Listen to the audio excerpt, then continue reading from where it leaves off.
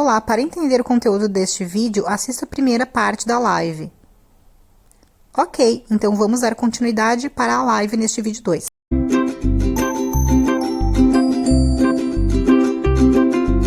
É algo mundial, a pandemia ela acontece num panorama mundial, não só nacional e não só pessoal também. Então é importante sim que a gente possa estar reestabelecendo as nossas metas para isso. E em relação a reestabelecer metas também, o pessoal que está em casa, em home office, pessoal que está estudando EAD, que muitas vezes acabam relatando como conseguir dar conta de tudo neste momento, né? Porque não se tem motivação, porque acaba ficando de uma forma um pouco mais largada em casa. Então, de poder sim estar estabelecendo o que eu vou fazer nesse dia, né? Poder colocar algumas metas muito simples. Claro que o momento de pandemia não é para se tornar um momento de competição de quem faz mais, de produtividade, porque isso às vezes acaba prejudicando muito mais do que ajudando. Muitas vezes a gente quer se comparar com as informações que a gente percebe na internet, né? De alguns influenciadores digitais, por exemplo. Acessa a internet logo de manhã e já percebe que uma determinada pessoa que a gente gosta muito já fez um exercício, já fez uma receita nova, já está quase fluente em um novo idioma, está fazendo uma série de coisas. E aí a gente fica ali se sentindo tão mal, né? Porque a gente não conseguiu atingir todos esses objetivos que alguma outra pessoa estabeleceu para ela mesma e a gente acaba achando que a gente deveria ter estabelecido para nós. Então, aqui a minha dica é que a gente possa estar estabelecendo algumas metas um pouco mais simples, né? Que não se fique completamente em casa sem fazer nada, que acorda a hora que quer, come a hora que quer, acaba dormindo em horários invertidos, comendo em outros horários, que possa se estabelecer, então, algumas regras básicas, né, para nossa própria sobrevivência dentro do ambiente de casa, para que não seja só tédio e só sofrimento psíquico. Daqui a pouco, um momento que eu vou organizar as minhas coisas, um momento em que eu vou estar cuidando das minhas plantas, dos meus animais de estimação, interagindo com algumas pessoas que eu tenho saudade de forma virtual, né, ou até mesmo interagindo com as pessoas da minha família de uma forma mais harmônica. Então, isso é uma das metas que é importante que a gente possa estabelecer para, sim, conseguir cumprir, né, com o que a gente precisa. Uma outra questão muito importante que a gente pode pensar em relação à saúde mental é o fato de que nós, seres humanos, somos seres sociais. Então, essa questão de isolamento social acaba sendo muito prejudicial, porque muitas vezes a gente só sabe quem a gente é em relação ao outro ou em relação à sociedade. Então, eu sou psicóloga, eu sou vendedor, eu sou atendente, eu sou prestador de um serviço. A partir do momento em que eu estou em isolamento, que eu estou afastada destas atividades por um longo período de tempo, esse senso de responsabilidade social acaba se perdendo um pouco. E aí o que acontece? Quem eu sou? Eu não sei mais quem eu sou. Perde um pouco o sentido da minha existência, porque eu não estou executando aquilo que eu sempre estava executando, né? E aí, o que acontece? Eu acabo transformando todo esse sentimento de falta de sentido existencial em frustração, em angústia, em medo, sem saber o que vai acontecer daqui para frente.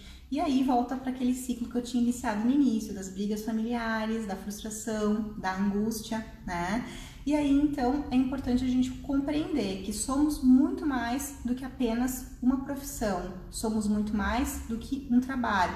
Isso significa que trabalhar nesse momento não seja importante? Não, isso não significa isso, mas significa que hoje muitas pessoas estão adoecendo em sofrimento psíquico justamente por colocar muito mais o que eu faço na frente do que eu sou, que eu gosto, né? Então é importante a gente compreender. O Rio Grande do Sul, ele tem dados alarmantes em relação ao sofrimento psíquico, em questão de suicídio, em questão de autoagressão, violência autoprovocada, né, que às vezes são tentativas de suicídio, às vezes não chegam a ser tentativas de, mas sim uma forma de estar causando dor a si próprio, né, para aí tem várias teorias que vão falar a respeito disso. Então, por nosso estado ser um dos estados que mais estão em cima ali no ranking, né, de sofrimento psíquico, é importante que a gente possa compreender isso, que a gente possa perceber, eu estou em sofrimento, buscar compreender que é esse sofrimento, né? Buscar identificar isso e também buscar identificar isso nas pessoas que são próximas a mim.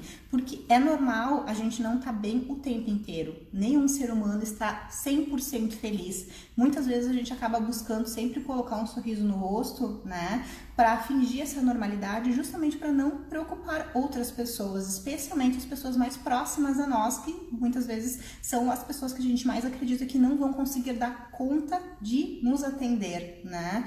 Mas é importante sim que a gente possa estar buscando auxílio quando se precisa buscar auxílio, e aí tem o serviço da psicologia, diversos profissionais disponíveis para poder estar buscando auxiliar o indivíduo, né? Temos as nossas unidades básicas de saúde, todo o sistema de saúde aqui da nossa cidade, para poder sim estar auxiliando as pessoas que estão nessa situação de sofrimento, né?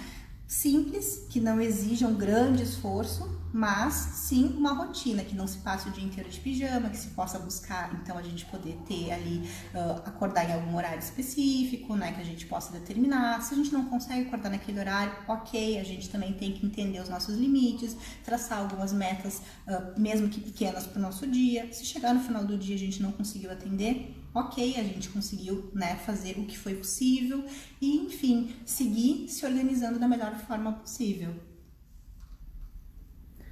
De que forma, assim, a gente vê muitas pessoas, eu vou passar o dia todo de pijama, enfim, que nem você colocou antes, né? Como é que as pessoas podem buscar essa disciplina, ou enfim, um foco para o dia a dia, para traçar essas metas, porque justamente falta muitas vezes a motivação, né? Quando a pessoa ela tá em casa, ela tem essa diferença do home office do estar realmente na empresa, né? Sim. Então, o que eu sugiro é justamente isso, poder estabelecer uma meta num dia anterior. Então, vou estabelecer que vou me acordar às 8 horas da manhã.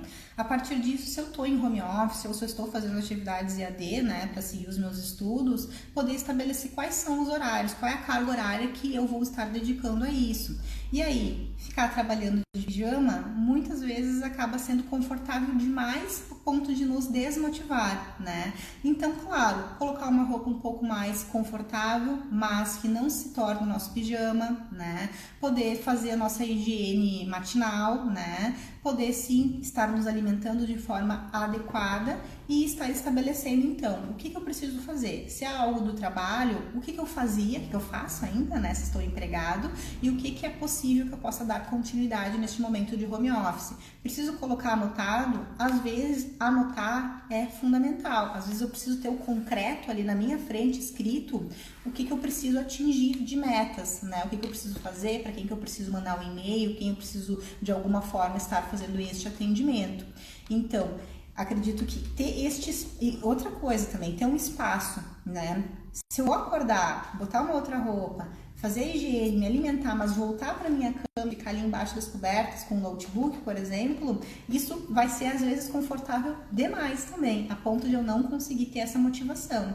Claro que pouquíssimas pessoas estão preparadas e contam com uma casa com um escritório, né? Mas poder estar separando um local específico, mesmo que seja na mesa da cozinha, né? Um espaçozinho na sala, um espaço no seu quarto, mas que seja um espaço que tenha ali à sua disposição os materiais que você vai precisar.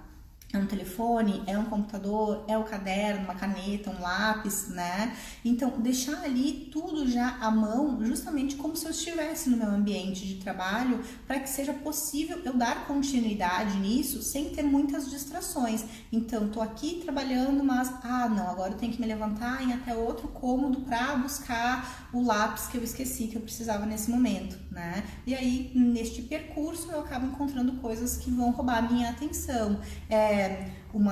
Um familiar que tá ali, é meu bichinho de estimação, é a minha cama que tá me chamando um pouco mais do que o trabalho, né? Então é importante sim que eu possa, além de estar estabelecendo horário, me alimentar, fazer a minha higiene, poder também estar estabelecendo isso, de que eu vou ter aquele cantinho ali e vai ser naquele cantinho ali que eu vou me respeitar e respeitar o meu trabalho, as minhas atividades de aula neste momento. né? E também é importante a gente conseguir a melhor acústica possível, né? Então tentar conversar com a família para que, se for assistir televisão, assista num outro cômodo, né? Se for ter conversas, enfim, que não seja ali naquele momento, naquele ambiente. A partir do momento que eu estabeleço, olha, eu vou me dedicar às questões do meu estudo, de tal hora a tal hora, por favor, família, neste momento eu não estou em casa, né?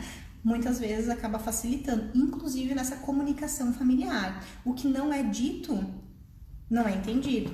E aí acaba virando bagunça dentro do ambiente familiar.